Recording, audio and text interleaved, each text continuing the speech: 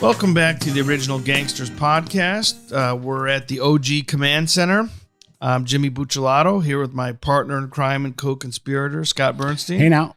And we have our engineer and videographer extraordinaire, Benny, in the house. Our producer extraordinaire. And this is the first episode we've done at the Command Center in a few weeks. We've had guests the last several weeks, so we've been doing some remote episodes. So it's fun to be back in person. And just want to remind everyone, please subscribe to our YouTube channel, subscribe to our audio podcast. Please like and share on social media. We're active on Facebook, Instagram, Twitter. We have some things in the works to become more active on TikTok. So anyhow, it's really helpful to spread the word. It's still kind of a grassroots effort. Endeavor. And we do our best to acknowledge all of your comments and questions. It's not easy because it's just the three of us, but I try to at least like the comments, even if we don't always respond. So we appreciate your patience on that. I do want to thank the audience for over 1 million views on YouTube. Yep. In 12 months. So that's pretty good. That is pretty good. Thank you guys so much for listening and watching. Keep on growing it. And good job. Thank bringing you this type of content. And hopefully the more we grow it, the more resources we'll get, the more support we'll get, and the bigger we can blow this thing up. Yeah. So thank you guys for pointing that out. Today's topic, we're going to look at something that's in the news right now, and it's related to two pop culture icons, Tupac and Biggie. We're going to look at the two murders. There's a story that's in the news now related to the murder of Tupac. And I just want to remind the audience, we like to mix it up. A lot of our episodes obviously are about LCN or outlaw bikers. But if you look at our archives, we have episodes on the Russian mafia, on the Mexican cartels. We've done other audio episodes on the Colombian cartels. We like to talk about Irish mobsters. So we did an episode on the Black Mafia from Philadelphia a few weeks ago. So as professionals, as a criminologist, I'm a university criminologist. Scott is a crime reporter and author. We have a professional interest in all of this stuff, not just East Coast LCN, not just outlaw bikers. We have an interest in everything.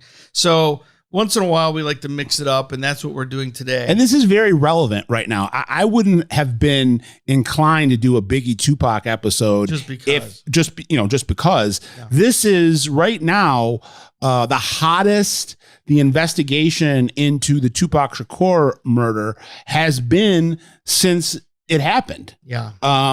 We have search warrants being executed. We have grand juries being convened. We have potential immunity deals being blown out of the water if some of the things that the police think that they can find with these search warrants, if they do find it. So there's a lot of motion and action right now around the Shakur murder, and it's something that has been so steeped in mythology and so embedded into pop culture.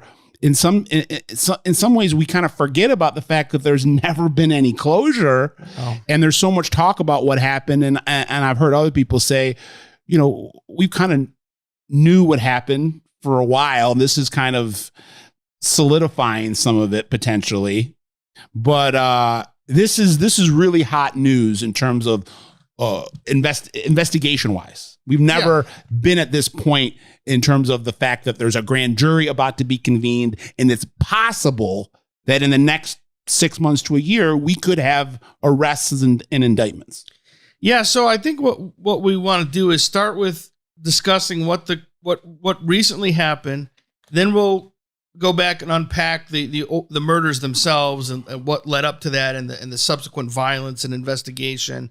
And then also, hopefully at some point, I want to talk about a roundtable with all three of us, just the cultural significance of this, why this is still such an important story. So what happened just recently? You want to break that down? So in the last, we're in July right now.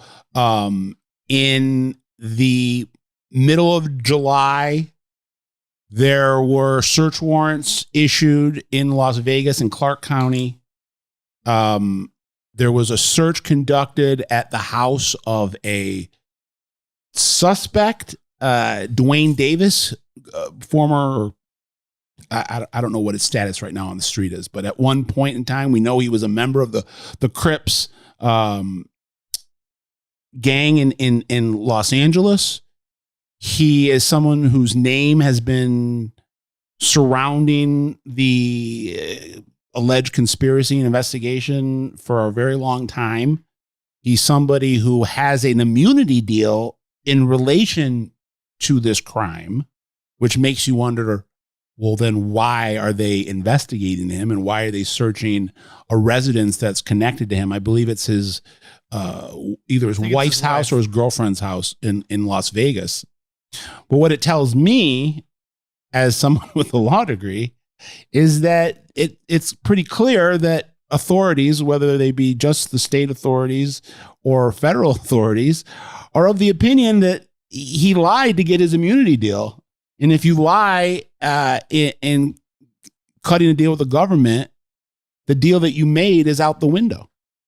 Right, which applies to an episode that by the time people watch or listen to this will already be available, which is our episode about Frank Salemi and the Stevie DeSaro murder from the New England mafia back in the 90s. And Frank Salemi could have easily walked free from that murder if he just would have copped to it during his debriefing session in 1999. But instead, he was trying to protect a friend of his. And when they dug the body up 17 years later and he was in witness protection, he had to come pay the piper. The chickens had come home to roost. So I want to mention something and then ask you a question. The executed the search warrant, as Scott points out. They took USB and hard drives, photographs, several computers, his iPhone, his tablets. I think also some literature he had, maybe some pictures. So that makes sense. That's sort of standard in this. But I want to ask you what you think from a legal perspective and just as a veteran crime reporter. If you look at the footage, they sent the SWAT team in there, which I find very curious as a guy who has an immunity deal. That why do you think they came? Show of force, such a show of force. Just show how top priority this is and how serious they're taking this. Yeah, and we know that people are human beings, and things between law enforcement and the dark side of the law can sometimes get very personal and get very contentious. And from me talking to people that I know that are either involved in this investigation or connected to people that are involved in this investigation, Keefe D made people very upset in these last 5 years with a book that he wrote and with appearances that he's made on DJ Vlad, some other internet platforms where he's out there bragging about his role in this. Right. And just back up 1 second and say what I think the ultimate end game in this investigation, what they're looking for and what they think he lied about is the murder weapon. He claims that he doesn't know what happened. He doesn't know where the murder weapon got stashed, or I believe he claims in his deal that the murder weapon was taken from his car the night, or taken from the rented car that they had come out to Vegas for the Mike Tyson fight. That's why everybody was there. Tupac was very close to Mike Tyson when he died. He sometimes would come out to the ring with Tyson when Tyson was walking out to fight. Tyson back in 1996 when this happened was, one of, he's still an icon, but back then one of the most recognized athletes on the planet. And this was his comeback. This was part of the first year that he was coming back after having to serve some prison time for a rape charge. And just like, a lot of major fights, I know in Detroit, whenever Tommy Hearns would fight, everybody from the Detroit underworld would go. And literally in mass, you'd have hundreds of criminals leaving Detroit to go to Atlantic City or Las Vegas to follow Tommy Hearns. And I think you had, when Tyson was fighting, you had a lot of guys from New York and a lot of guys from LA that wanted to come and watch him fight. So, Keefe D and some of his boys from the Crips, including his nephew, Orlando Baby Lane Anderson, who plays a role in this, rented a Cadillac and drove from LA to Las Vegas. In Keefe D's deal, he says after the murder, they went, again, he's admitting his role.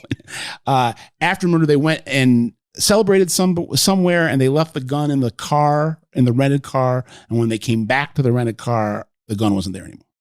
Well, and also, in addition to the tablets and the pictures and phones, they also took shells. They took bullets. They're trying to match to a 40 Glock. There's been a lot of mystery surrounding the murder weapon over the years. The police have confiscated 40 Glocks in the past and tried to test them. We still don't know exactly what's happening behind the scenes over the years in the investigation. I think there's a federal investigation, and then there's a local Las Vegas investigation. But I know there's been some raids of residences, not recently, but in the decades past, where they found guns, and either the guns didn't come out positive in the testing for what they're looking for, or in some cases, there's rumors that guns got lost, and that they can't find them, so we don't know if those. Mm-hmm. But it's pretty clear that they think that Keefe D is lying to them about the murder weapon, and in my opinion, and that's what they're aiming for here, is to find the murder weapon, find the bullets, and that the theory is that he would have kept it, or he knows where it is, as some type of memento. Is it possible that he's the trigger man and not his nephew? I don't believe so. Okay. But okay, let's if people don't know. Yeah, let's rewind it unpack what happened that night. So that night, Tupac and the death row entourage is going to Caesar's Palace to go to the Tyson Bruce Seldon fight. It was a very quick, I remember watching it as a 18-year-old. Very quick fight. Was that the unification fight? Was Seldon had a title at that point? It was. I remember it was a not a good fight. No. Benny, Tyson look it up how Tyson kicked the shit how out of long that fight lasted. But I remember that might have been one of those unification fights where I think Tyson, it was September 96. Tyson, I think, had a belt at that point too. And according to some of this narrative, before the death row entourage left LA for Vegas, there was an incident where the death row entourage is connected to the Bloods, because Suge Knight, who was the CEO of death row, was a Blood, unabashed. And there was an incident where one of the Bloods affiliated with death row had his chain snatched, his death row chain snatched off him, and maybe physically assaulted, allegedly by Keefe D's nephew, who was also a Crips gangbanger named Orlando Anderson, who went by the nickname Baby Lane. Baby Lane and Keefe D were at the fight as well. Whether by coincidence or maybe not, they happened to run into each other.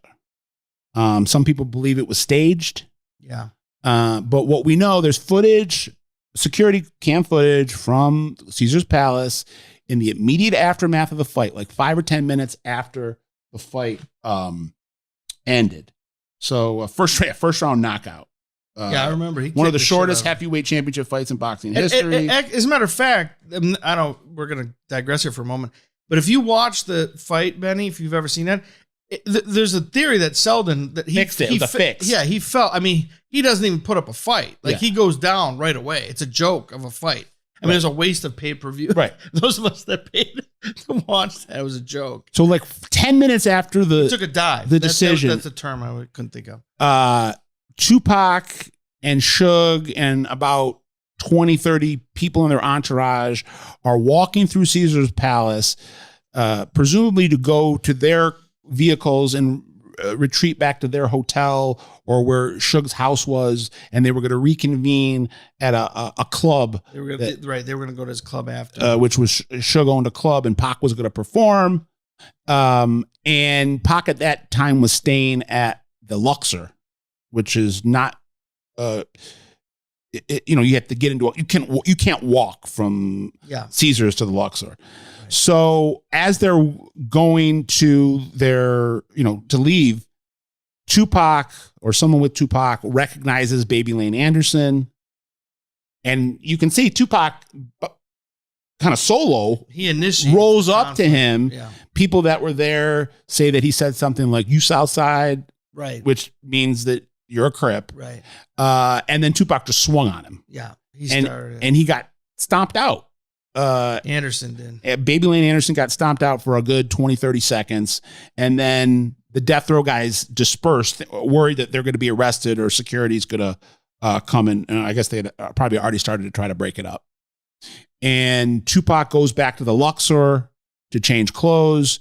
And I don't know. I'm pretty sure Suge went back to his house. And then at some point, Suge comes and picks up Pac at the Luxor, or Pac goes to Suge's house. I'm not sure. Yeah. Well, that's something I want to also bring up if we get in the weeds here, but I think it's interesting that the security, how there was this bad chain of events because Tupac usually had 2 bodyguards with him. One of them wasn't there that night because of some falling out with like the death row people. The other bodyguard that was there was not armed because Suge did not file the proper paperwork for a guy from California to have a concealed weapon. So there's that. And Pac wasn't wearing his bulletproof vest. Yes, right. Which he was normally wearing when he was out in public. He said it was too hot. Yeah. And then also, the bodyguard wants to drive Pac to the location they're going, and Suge says, "No, I'll take it. I'll because I need to discuss some things with him privately." So there's really this chain of events, unfortunate, that really made it more conducive for them to be able to kill him. I think there are 2 important things to know contextually about what's going on behind the scenes. The macro is that you have this bubbling East Coast, West Coast. Yeah, we got to talk about that rap war that was really more of a street war. And it wasn't manufactured by the press or the media, which is something they try to spin to you. I mean, there were a lot of dead bodies, and the dead bodies kept on piling up after both Biggie and Pac died, and lasted into the 2000s. Yeah. So it wasn't some controversy or the source false flag. That's one of the theories you're talking about. They blame it on the Source, right? Source magazine. The cover of the Source magazine. And the other was the other big magazine at the time. Vibe. But right, it's all their fault for doing. So you had this whole situation that had popped off almost 2 years before the end of 1994. Everything's copacetic. Pac and Biggie are friends. East Coast and West Coast have come together. But people should know, if you don't, even though Pac was representing West Coast, Pac was an East Coaster. That's who went to the West Coast and started repping the West Coast. But there was a famous shooting, the Quad Studio shooting, which really ignited this whole thing, where Pac and Biggie were both at a studio, and seems pretty clear that there were people that wanted to rob Tupac, and Biggie probably knew about it or potentially knew about it. And Pac got robbed, almost got killed. And Pac blamed Biggie and Puffy and that crew either for taking part in the robbery or having knowledge and some type of interest in the robbery, or having knowledge of it without an interest in it and not warning tipping them off. Not warning him. Yeah, so let's cover a couple of things leading up to this feud, because I love to geek out on this. I'm a huge Pac fan. Yeah, we're both. I mean, this is my teenage years. That's all I listened to was Biggie and Tupac. Yeah, I still listen to Pac. Right. If those of you who watched our episode a few weeks ago with Anjay, where we were talking about the Chicago mob stuff and the financial scams, that was a remote episode, but you'll see if you watch that, I'm repping my Death Row Records t-shirt in that episode. So I mean, my love of, I guess you can kind of take it back possibly to Run, and this is an aside, to Run DMC and NWA, but my real love of hip hop music and rap music was cultivated by that early to mid 90s. Dr. Dre, Snoop Dogg. Yeah, it's the best. Biggie, Pac, Wu-Tang. And I'm a little bit older than Scott, a couple of years, so I was already listening to NWA, Public Enemy, Ice-T, but I'm saying, so Tupac wasn't he wasn't like the first guy that I was really into, but I felt like he was the best. When he came out, I was like, well, this is the best shit. I used to listen to Digital Underground, so I knew about Pac before he became Pac. That's right. And I remember one of my buddies coming to high school. I was 15 years old, 14 or 15. Maybe I wasn't even in high school at that point. And he's like, "Oh, remember, Tupac from Digital Underground? He's got his own album." And I remember going somewhere and listening to it. Yeah, Tupac. And I'm like, oh. And from that point forward, I was kind of a diehard Tupac fan. So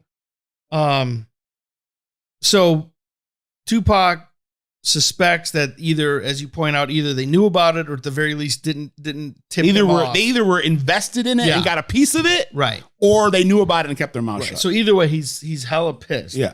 So this is how it eventually gets into this, mutates into this East Coast West thing, not just a thing of like Pac upset with Puffy and Biggie.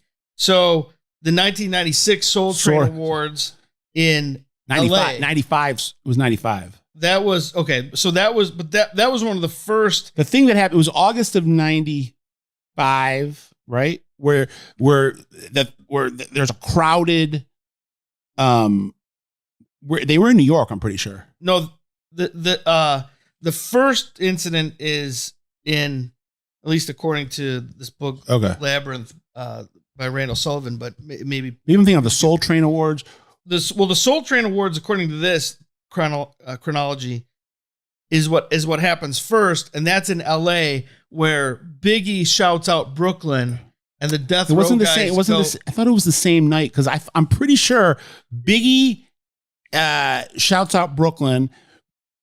Suge gets on stage and says, if you want to be a rapper and not have your producer all up in the video, or come to Death Row. And I'm pretty sure the same night, Snoop Dogg gets on stage and they start booing him, and he said, "Oh, you don't have any love for the West Coast." That didn't happen on the West. See, I think, but that's the next event, which that's is in New York in September. Okay, Which is where the point was the shitty attitude towards Snoop, and then was in response to Biggie getting booed at the Soul Train Awards a little bit earlier. Yeah. But in both cases, the entourages bump into each other. Get into it. And where, you can look at the whole thing, like F you and the N-word and everything going back and forth.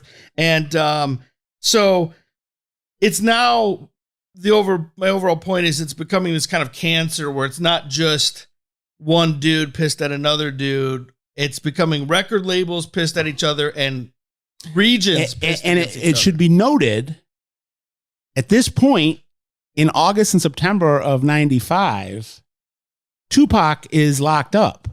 Oh, right. And isn't interjected into this until October. Right. So Pac goes to prison, I think, for 8-9 months on a sexual assault, I think a weapons charge and a sexual assault charge. And involving some of the people, by the way, who probably were the ones who arranged for his shooting. Yeah. Haitian Jack and those guys. Right. And he cannot afford an appeal bond because it's like a $2 million appeal bond. So, I mean, I analogize it kind of like if you're an NBA owner and you've had a couple championships, like, if Suge is the NBA owner, he's had some championships with he's had some championships with Dr. Dre and Snoop, and you're looking for that next superstar. Mm-hmm. And Suge says, well, I can go to prison and get him. Mm-hmm.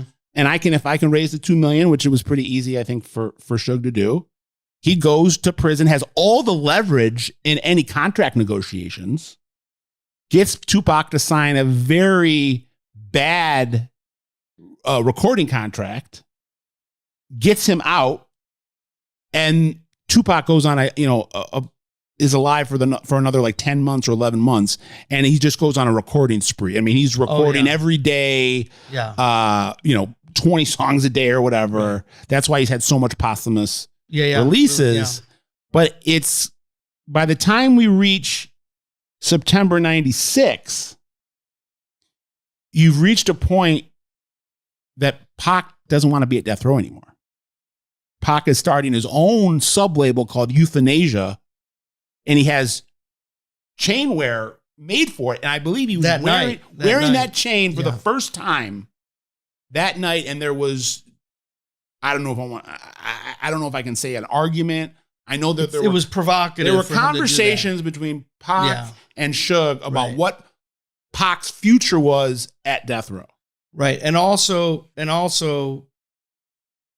Pac made it clear that when he was doing movies, he did not want Death Row to have any representation when in terms of repping him and I think one of the which Suge did not take very well.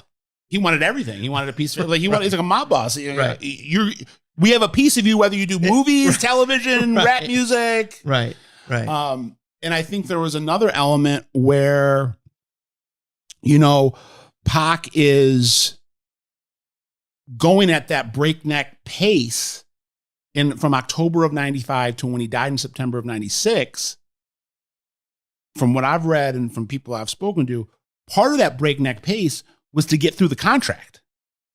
Was to get enough material for Suge to have his contract's worth of money or of singles and records, and then he can go off and do his own stuff, and Suge doesn't have any more piece of it.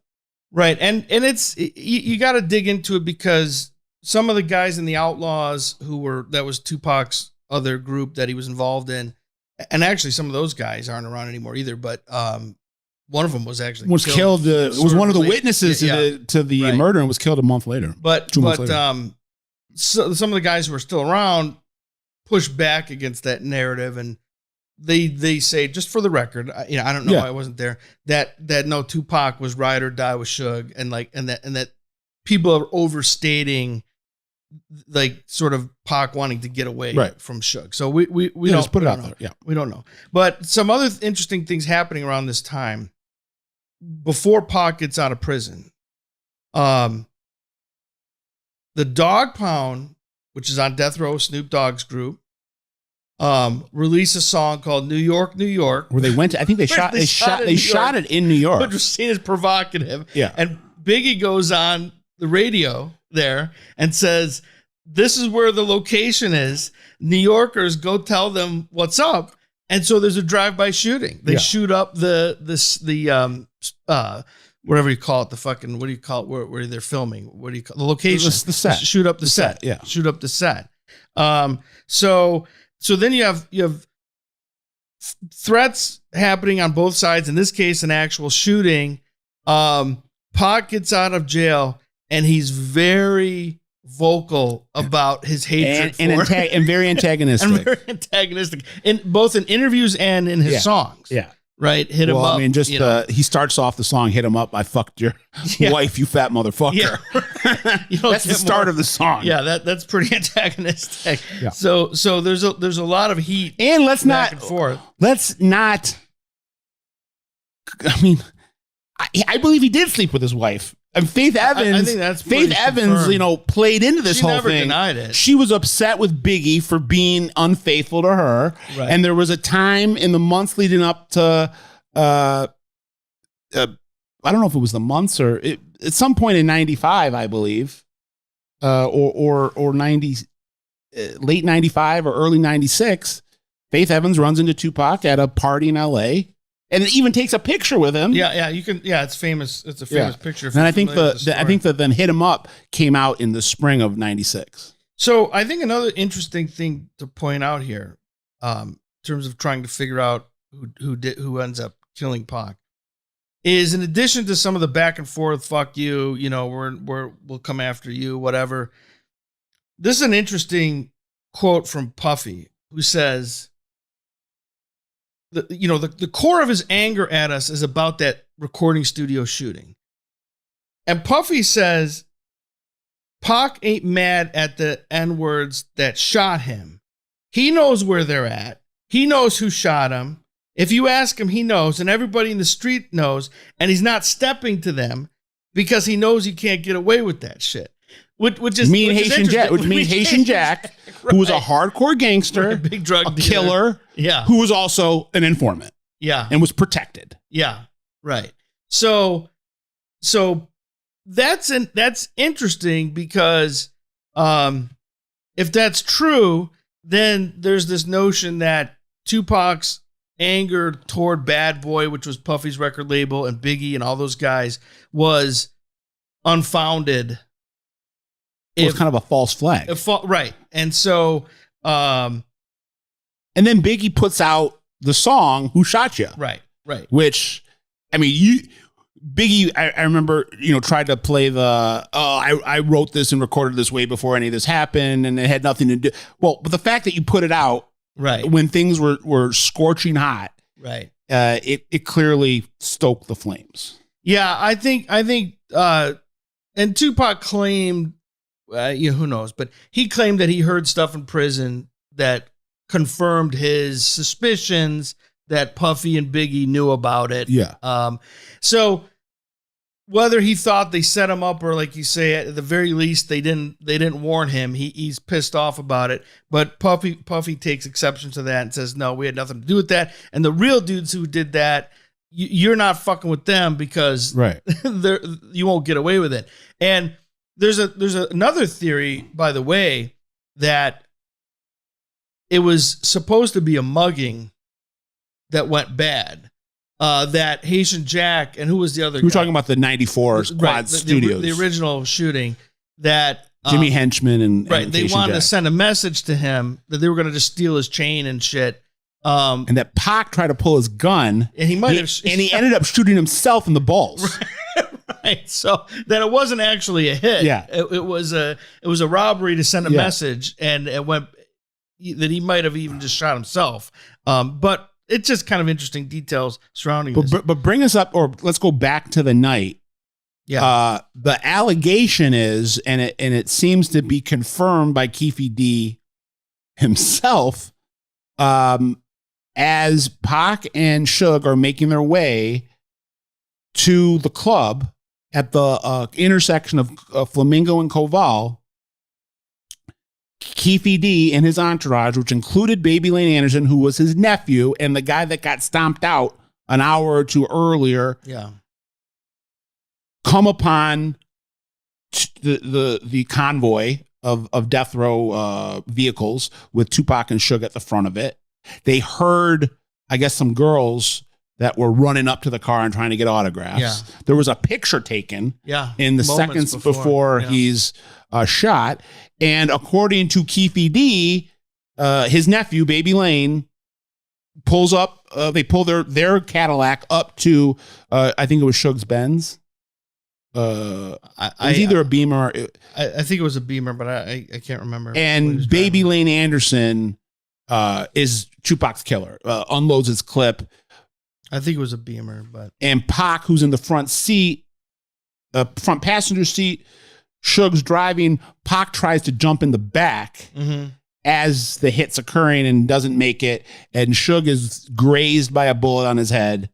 And then the Cadillac, which has 4 people in it, Keefe D, Baby Lane Anderson, a guy named Bubble Up, who ends up being killed in Los Angeles at I think at a dispo. And then another guy, I can't think of that guy's name right now, but within 2 years, Baby Lane is killed. So Baby Lane is killed in the summer of '98. He had been investigated as the shooter in this. He denied it, said that he was a big Tupac fan, loved his music. He even doesn't tell on Suge about the assault, right? Because Suge is in trouble for violating his parole or his probation. Yeah, and Babyface Anderson actually says no, he was trying to break it up. Yeah, which the video footage doesn't really To me, lend yourself to believing that narrative. Right. So I think that was sort of a no snitching kind of thing. So you have all this speculation. You have a bunch of, what I call fallout murders. If you go to, my Gangster Report website, plug, hit the siren, Benny, and you put in a search for Tupac murder, you can find, I did a number of stories and timelines on the number of murders that occurred after Tupac's and Biggie's murders. And again, this was something that was very real and lasted for years after these murders that took place in 96, 97. In the 2000s, Keefe D gets caught up in a drug case and cops a plea. And as part of that plea deal, he debriefs on what he knows about the Tupac murder and gets immunity for it, and points the finger at his nephew and tells of all the circumstances leading up to it. He kind of, I think, makes it, he says in his book, basically, this was real life gangster shit. And if you try to, you act like that towards guys like us who are real gangsters, you're going to find out why they call us real gangsters. Well, even if you look at some of the interviews with those blood OGs, the Mob Pyru guys, they will even say that Pac was in over his head, and that they would warn him, at least according to them, that they would warn him and Suge you need to make sure Pac understands that he's an artist and an entertainer, and he's getting in over his head. It was a clear talking shit, hanging out with gangbangers and for shit people like that study Tupac. It's undisputed that this persona that he takes on in the last couple years of his life is a ginormous overcompensation of the real kind of Tupac that you saw in his teenage years and in his first years rapping, where he was not someone who embraced a thug life. He was not someone that was ultra aggressive or ultra provocative or ultra antagonistic to the point of almost wanting to be hurt. He had all these incidents when he was a recording artist, run-ins with the law, run-ins with gangbangers. After he had his first music contract, he had no run-ins with the law before he was a rapper and an actor. Yeah, I mean, or with other people. Yeah, I would say that another way of looking at it is that it wasn't so much overcompensating, but that prison made him. Oh yeah, that too. I'm sure that hardened him, and jaded him. So, but definitely right. That wasn't. I mean, he was before that. He was a very creative soul, artistic guy. He was into all sorts of kinds of music. He liked rock music, folk music. He was a genuine artist. He was into poetry, reading philosophy. Yeah, he was not like the thug life stuff happened later. No, he was influenced by the people he surrounded himself by. And I firmly believe, and I've heard other people say this, so I don't want to take credit for it, but I firmly believe if Tupac had never been killed, we would be talking about Tupac right now as one of the great actors. Yeah. And creators, directors, producers. I think so. He was that prolific. Yes. Like this isn't someone that would have just, he was 24 when he died. I can't imagine what he would have created into his 30s and 40s and 50s. He was engaged to Kadada Jones, who was Quincy Jones's daughter. And I know that in the year leading up to his murder, he became very close with Quincy Jones. Well, QD3 produced some of All Eyes on Me. Right. That's Quincy's other son. And I can't imagine with that as your mentor, he only mentored him for less than a year. So I can't imagine going forward if he would have had Quincy Jones as his father-in-law, how far he could have gone outside of the and he's pointing out he was already doing movies. Yeah, he was already some great Tupac movies if you've never seen them. Juice, Poetic Justice. I love Gang Related, even though it's kind of a bad movie. I think it's Gridlock. Gridlock is a great kind of. It takes place in Detroit. It's kind of a social commentary. Well, also Pac was we're getting sidetracked a little bit here, but he was also very socially conscious and a political revolutionary. I mean, his mother. He comes from the Black Panthers. Shakur, Matula Shakur. His stepdad just died a couple weeks ago. So he was born in the middle of a as a part of the revolution. Yeah. So the one thing I want to also add. So I guess in that way maybe I'm wrong. I guess in that way he was already kind of naturally antagonistic because he comes from the blood of Black Panthers. Well, I would say militant. Yeah. He definitely had that pedigree. Which does not necessarily mean thug life though. Mm-hmm. And then later on he sort of kind of merges it what like Michael Eric Dyson calls like thug revolutionary, where he starts becoming sort of like a mutation of both the kind of social conscious political kind of thing with the mixed with the gangsta stuff. But one thing I want to add here, because I keep on going back to the Puffy guys, Puff Daddy and Biggie and those guys, is because they knew that Suge was connected to the Bloods. When Puffy and those guys were in LA, they would hire the Crips to be their security detail. And I think even in New York, they had some connection to some Crips. And in New York, they also had connection to another group that we've talked about quite often on this podcast, the Black Mafia family, who hadn't fully coalesced at that point.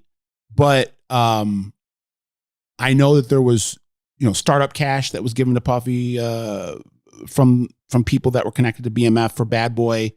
And at that point in time, 96, 97, Terry, Big Meech's brother, Southwest T, is living in LA. Yeah, so both record labels have some sketchy relationships, but I think why it's interesting to point out the Crip connection, specifically the LA Crips, is it lends itself to this theory that shooting Pac was not a spontaneous reaction to the beatdown, which leads some people to believe that the beatdown was actually kind of a facade and a setup. Well, the Anderson went there to know that it would provoke them to assault him. Yes. Right. And then that leads us to some of the reporting that has been done in the LA papers. At first, I had a hard time believing it, but the further along we get, I'm more open to it, that this murder came from the Crips on some type of either a contract or a tacit agreement from Biggie and Puffy. And that Keefe D has told people, or other people in Keefe D's orbit have told people that Keefe was familiar with Puffy, that Puffy and Keefe would socialize in LA and New York, that there was some type of conversation within a meeting or within a meal in 96 where Puffy was complaining about Suge and Pac and how he either wanted them dead or would be happy if they were dead, or I don't know if the word dead came up, they wanted them out of the way or something. Maybe that it wasn't necessarily, hey, I'm going to pay you X amount to do this, but the Bloods and the Crips and the Keefe D crew took it to mean if we do this, we can get X, Y, and Z, and that they did it on the belief that Puffy wanted it done, and then went back to Puffy and said, okay, we did it, now you owe us money. And Puffy pushed back on that, basically saying, I never told you to do it. You misinterpreted me and I ain't paying anything. Well, and another interpretation is that that the Bad Boy people felt that this was a preemptive, that they felt that Suge was going to try to have them killed. Yeah. And that they needed to hit them first. So again, it's speculative. According to one informant in one of the stories that I believe was published in the LA Times, and again, I have a hard time believing this, but that Puffy gave the gun to the kill team, saying, I want you to shoot him with this gun. They had to walk that, but then the newspaper had to walk that back. I find it difficult to believe. Yeah. Too. So you had a situation where you still don't know. But what we know for sure is that there are connections between the people that we believe killed Tupac, at least tangentially, to Biggie and Puffy. Yeah, and then the what we have to add to this is, of course, as Scott pointed out, there's subsequent violence after the murder of Tupac on the streets of L.A. between the Bloods and the Crips. But the most high profile murder, of course, is the murder of Biggie Smalls, right, which happens himself. 5 months later, 4 months later, and then you have these one theory, which is 5 months later. that if the Crips were pissed off about being double crossed, that they took out Biggie. I don't buy that. I think it's probably people in the death row camp that in retaliation for Tupac's and murder. you can, and if you deep dive it, you can find connections between suspects in the Biggie hit to death row, to the corrupt parts of the LAPD, guys that were blood affiliated. Yeah. And it's challenging. I'm not trying to defend the law enforcement here, because it's actually, they have a black guy. It's I mean, it's something we could discuss too at sort of a meta level. But it is challenging in a way, because a lot of these guys end up dead in the subsequent 20 years, which is what I kind of feel, if I'm going to play 25, whatever years it's been. Amateur psychiatrist here, with what's going on in Keefe D's head over these last couple of years. I need to take math lessons. It's been 27 years now? 26. Yeah. I'm like 20 years. No, 27. 27. 30, right. Jesus Christ. Biggie. Well, I said we were talking about Biggie. It's been 27. Mm-hmm. Go ahead. I'm sorry to interrupt. Finish your thought. No, wait. Biggie. I can't count. What's 96 to 2023? That's what I mean. That's what I'm embarrassed. It's 27. 97 to 2003. Too humid here in Detroit. Is 28. Yeah, so it's almost 30 years at this point. But the point is, in that almost 30 years, almost everybody affiliated with this case is dead, except for Puffy, Keefe D, and maybe which again, I think emboldened Keefe D, feeling like I can say whatever I want. There's nobody here to contradict me. Yeah, right. And I'm confident that they're never going to find the gun that I'm hiding, if you believe he's hiding the murder weapon. Right. And another sort of footnote to this, which our audience maybe that's more interested in the Italian LCN stuff, is a real pivotal figure in this narrative is David Kenner, who is the official lawyer for Suge, Pac. Got Snoop out of a murder Death case. Row Records. Got Snoop acquitted of a murder case. Right. With I think Johnny Cochran too. I think was part of that legal team. David Kenner is considered like the superstar defense attorney, and allegedly he's a connected lawyer in New York, and specifically, usually he's identified as having connections to the Genovese family. I've never been able to corroborate that. Again, like Jimmy said, we haven't been able to corroborate this, but the press back then would refer to him as like an in-house counsel for the Genovese. Yeah, he was like on retainer for anybody in the Genovese that got into trouble. That was put out a lot. I can't find anything that backs that up, but it could be true. The way that Bruce Cutler was for the Gambinos, and one of the reasons why I think it's an interesting footnote is that's precisely why Suge wanted him on his team, because Suge loved the mafia idea, stuff. Right? He lived in Lefty Rosenthal's house. Ace Rothstein, the movie that you saw at Casino, like that house that you see that Ace Rothstein's living on. Yeah. After that movie, Suge buys that house. Right. And that's the house that they're going to before the shooting. Right. And so he loves that whole mystique. He would have the Death Row guys, they would have to watch Bugsy and the Godfather movies. And how did Death Row get started? It got started through Harry O, Michael Harris, one of the biggest drug dealers in the history of Los Angeles. And he was not just a silent partner. No. People didn't realize at that time, everyone thought Suge was the final say. Suge wasn't the final say. Harry O was. Not initially. But then Suge then they pushed Harry O out. And then he ends up suing them. He ends up suing Suge. But also he also puts Suge, also hires Spilatro as his lawyer. No, Goodman and Spilatro. Spilatro's son. Oh, okay. He also hired for obvious reasons. Yeah.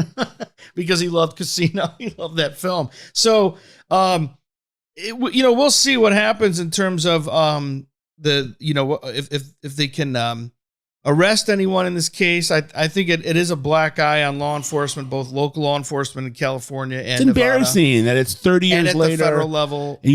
I said to Jimmy off camera, and I remember talking to my father about this over the years. My dad can't wrap his brain around why this is a big deal. And it's like, well, to bring it to, to his level, what if in the 1960s, Frank Sinatra and Dean Martin got into some big, dispute and their camps end up killing each other? Yeah. You think 30 years after that, we would have had no answers? No, I don't buy that. So one thing we want to do is talk about to finish up here, the cultural significance of this. And I have this sort of hypothesis that like people who are like in Scott's dad's age don't quite appreciate it. But then also younger people. I have a lot of students in my criminology classes. Unfortunately, the reality now is they're so used to rappers getting killed that they're sort of like, well, how is it? What's the big deal? Doesn't this just happen all the time? And I would say, A, not back then, but B, Pac and Biggie are on another level, in my opinion, as artists. And you can't compare them to. It's like It's like they're the Beatles. Right, they're the Beatles. Run of the mill guy who gets. They're the Beatles, or they're Duke Ellington, or they're who gets killed and he happens Elvis to be Presley. I mean, so we could do an actual experiment here because we have someone who's in the middle, someone who's older than my college students, but younger than us. So Ben, the producer, engineer. What are your thoughts? Is this a big deal? This story, is it still a big deal, or are we just geeking out? It's definitely still a big deal. Tupac and Biggie are icons in the rap community. People still consider them the best all time. A lot of people still have them in their top 5. Among the millennial Gen Z generation, people younger than me who listen to, Lil Baby and all that, they couldn't care. But people my age, even though, I was 1 and almost 2 years old when Tupac got killed,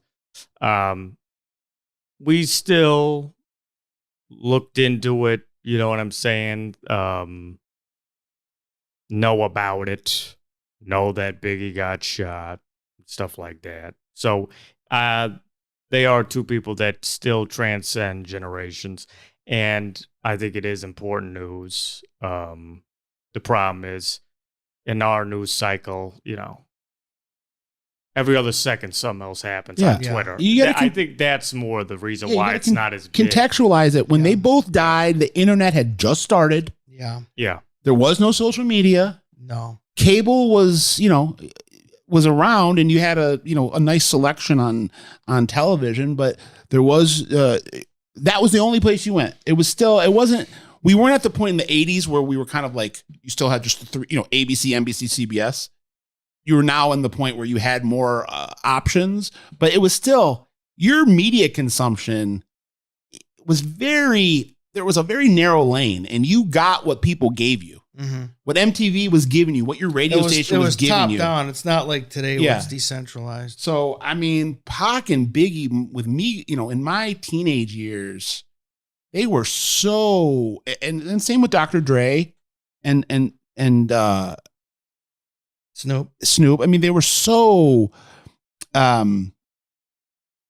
ubiquitous.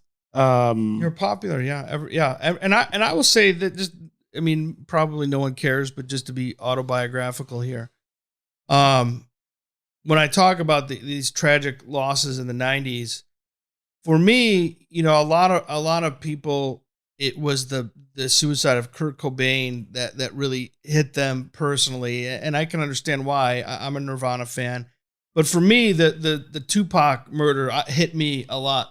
It hit me a lot. I tell 100 times harder.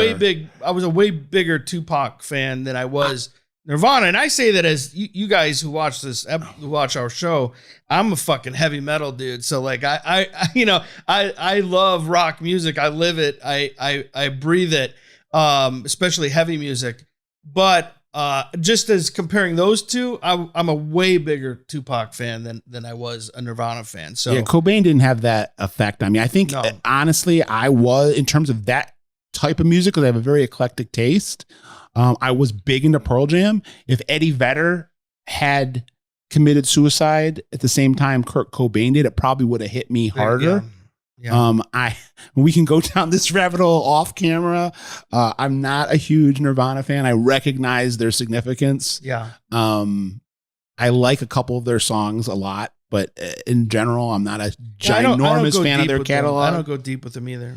But yes, I mean the Tupac and Biggie murder. I can remember where I was when I heard the news. I can remember how much it affected me. I'm embarrassed to say this, but I'll admit it to my audience. I believe on the 10-year anniversary, I was in Las Vegas, and me and my buddy went and bought some liquor, and went to the corner of Flamingo and Koval. And this again, it shows you kind of how sometimes I thought. I'm like, oh, it's a 10-year anniversary. There's going to be all these people out there. There's going to be this huge, group of mourners. We're the only ones there. We're at the corner. I mean, do you guys realize that this is where Tupac was killed 10 years ago today?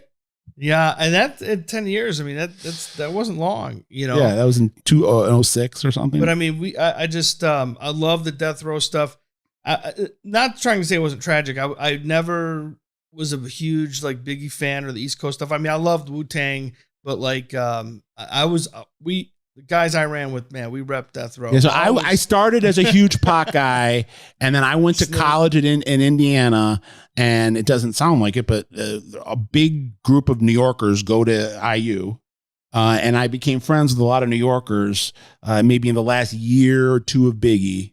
He only was around for, I think, 3 or 4 years. Yeah. Right. And that's the other thing. Both careers were pretty short. It seems like they were around forever, but they weren't. They got me in. I remember my first couple months of college, them kind of inundating me with Biggie and Wu-Tang and Tribe and Nas and Jay-Z.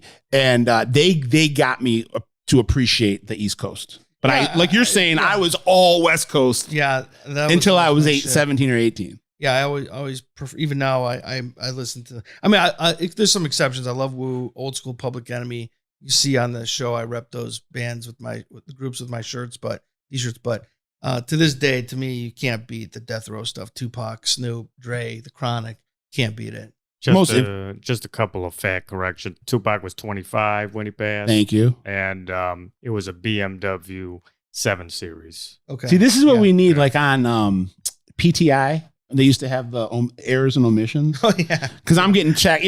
We'll deal with this in another video, but I'm getting checked right and left sometimes on some of our videos, and I want to be checked. Sure. So, but sometimes, when you have all this information in the old noggin, sometimes you can get the signals crossed. So, well, I hope they can bring some closure on these cases to the loved ones that are left. I mean, Tupac's mother's dead. Is Biggie's mom? I'm not sure if she's alive either. I thought Biggie's mom was alive and Tupac's mom. Yeah, Pac's mom is dead. Pac's mom's dead. I think Valletta Wallace is dead now too. I think so too. But there are still some loved ones and friends and other family, and then also just for the fans and just for the justice system. Like it's for all these unsolved murders. For these beloved Matula Shakur, who raised Pac, he died in prison a couple of weeks ago. Yeah. And Pac was, again, he was raised in this revolutionary environment. I mean, his mom was a major player in the Black Panthers, and then Matula Shakur and Geronimo Pratt, who were Pac's main father figures.